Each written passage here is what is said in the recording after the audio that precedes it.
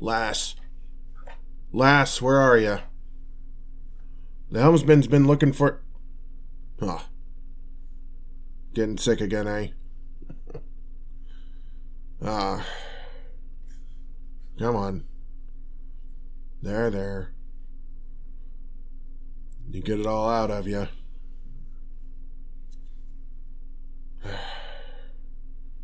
You're a right mess.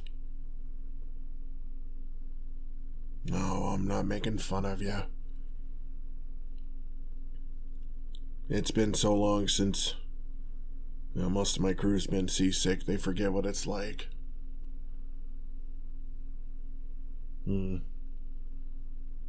an old adage of sea. Those who get seasick don't get sympathy from those that don't.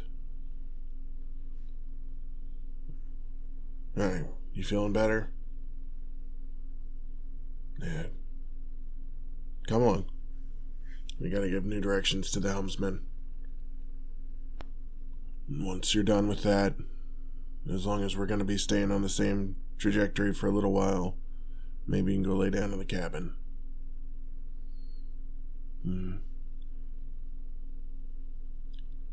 I'll bring you some of my fresh fruit and see if that helps you feel a little bit better. Well, if it doesn't clear up here pretty soon,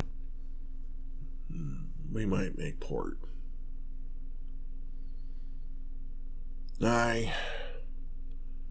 Well, the boys really haven't had a chance to go out and enjoy themselves since we got this newest plunder, and I need to send a letter anyways. So it might be best that we stop at a port and get you on some dry land for a little bit.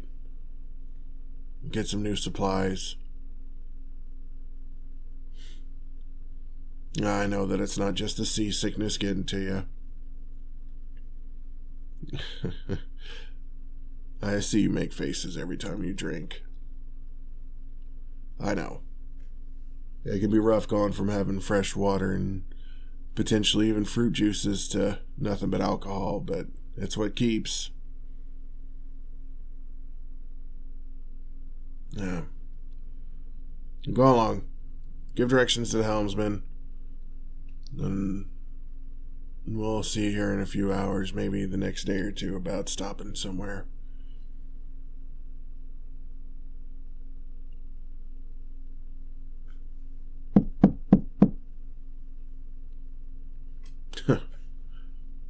Been a long time since I've had to knock at that door, let me tell you.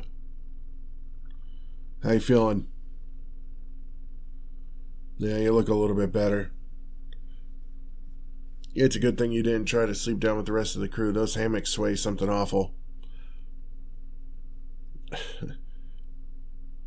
Of course they don't all have beds. You know how much room that would take? My boys are lucky. Most of the ships I've heard of just make their crew sleep on the floor. Oh, it's as miserable as you'd think. Cold and damp. And wet sometimes. There's a difference between wet and damp. It's always a little damp down below. But when we get hit by a particularly big wave, or if there's repairs need to be made and the water's actually getting in force, then you get wet. Makes sickness spread so easily. Of course, I put my men up in hammocks to try to keep them off the floor, try to keep them away from some of that damp, some of that wet, some of that rot, try to keep them healthy, try to keep them happy.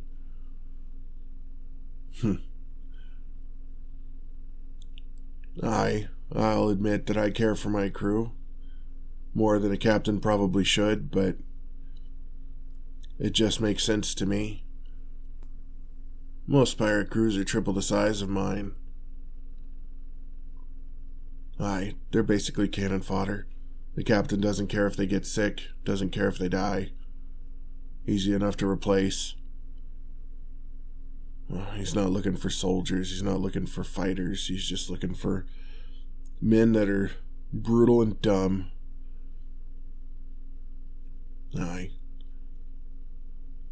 don't need all of those extra bodies, though.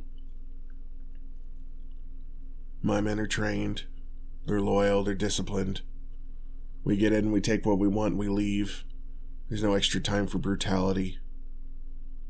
Besides, as much as this might surprise you, I've noticed that when it comes time for the other ships, when they see my colors, they're a little less desperate to get away, because they know that I'm going to take what I want and I'm going to leave them alone. Aye. If you see a man sailing upon you, you see his colors, you know him. You know that the best that awaits you is torture and death. You're going to do everything you can to get away. But if you see another man, you see his colors, you know that as long as you cooperate, you'll get home fine. You'll see your children again. You'll see your wife. You're just a little less desperate. Aye, they still try to get away, but they're not ready to kill themselves to do it.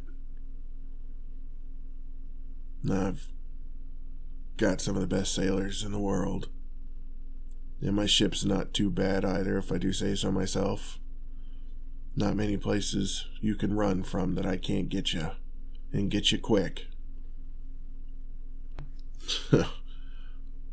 I know that plenty of people think that in order to be a good pirate, you gotta be merciless and murder everybody in your path, steal and kill, and just treat human beings like animals. That's not true. You can have respect for those that you're stealing from. You can keep their dignity intact. I know that you weren't there to notice, but casualties in your city were kept to a minimum. Aye. The boys try their best, but obviously you can't always go around and take stuff and get away without having to hurt somebody. And I tell my boys to try to injure, but not maim, not kill. And especially since most of the time we're going up against fathers trying to protect their daughters and their wives. You landlubbers don't know my colors, you don't know my standards.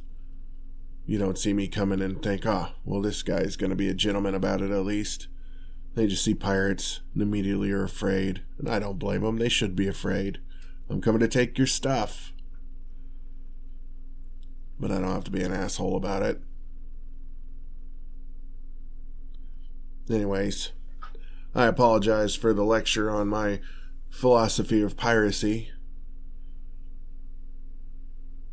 Speaking of, that corrupt magistrate, what was his name again? I'm very aware you never told me. This was me asking politely. What was his name, love? Griffith. Well, this may come as a shock to you, but it was actually the magistrate of your city that asked me to attack. Oh, I told me all the places to get the most loot.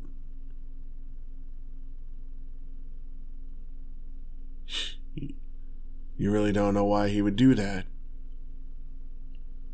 It's simple enough. While I'm causing a ruckus, while I'm causing chaos, he gets to go into places that are well guarded or secure and take what he wants, while I take what I want.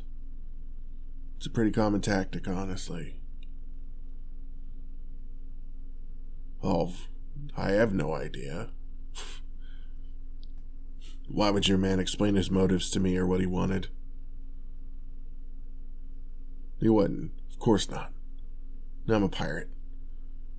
I don't care what he wants. I heard that there was a town that could be hit, that treasure could be had, that it wasn't well defended, that there wouldn't be a lot of fighting. Just get in, get what I wanted, and get out. Oh, that's where I need to stop.